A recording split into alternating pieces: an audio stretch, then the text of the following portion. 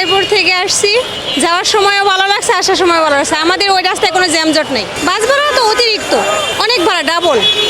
200 টাকার ভাড়া 600 টাকা। পরিবারের সাথে তো ঈদ সবসময় ভালো কাটে।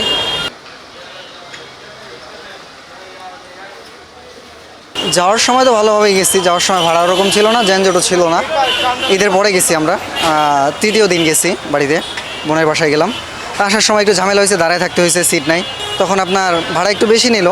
আসার সময় আমাদের ওইখান থেকে ভাড়া হলো 60 টাকা করে, ওরা 3 জনের 300 টাকা রাখছে। আমাদের দেশ তো মনে করেন যে আসলে চোর বাটপারে ভরা, অভিযোগ করবো কার কাছে? এখন দেখা যায় যে ম্যাজিস্ট্রেট আসতেছে, এখন আসতেছে, ওরা 10 মিনিট পরে আবার যেই সেই হয়ে যেতেছে।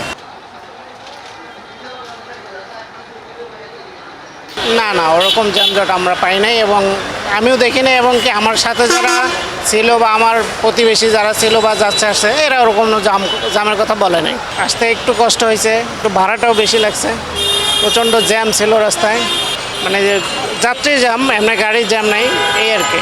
যাওয়ার সময় এরকমই যাত্রী অনেক বেশি, ভাড়াটাও একটু বেশি নিছে।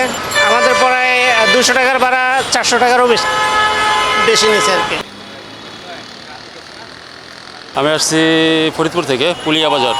জার্নি তো ভাড়া ঠিকই নিছে, বেশি নেয় না, বেশি একটা যানজট ছিল না।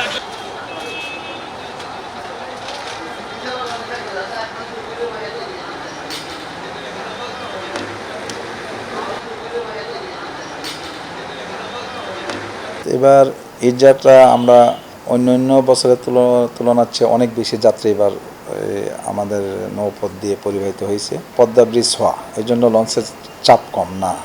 ঈদের সময় লঞ্চের চাপ মোটামুটি হয়তো 20% কমছে, ঠিক আছে। 80%ই ঈদের সময় হচ্ছে। হ্যাঁ, নর্মালের দিন অনেক কম হয়, কিন্তু ঈদের সময় লঞ্চ যাত্রী প্রচুর পরিমাণ বাড়ে, ঠিক আছে। আমরা সচরাচর এমনি লঞ্চ চলে 60 থেকে 62টা লঞ্চ।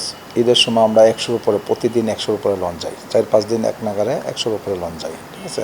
আবার আগমনও, যেমন আজকে গতকালকে 108টা আগমন হয়েছে, আজকে 100 হয়তো আমরা ধারণা করতেছি 15 থেকে 16টা হবে। পদ্মা সেতু হওয়ার পর প্রথম দিকে যে রকম কম ছিল, কিন্তু এবার একটু বাড়ছে, চাপ অনেক বাড়ছে।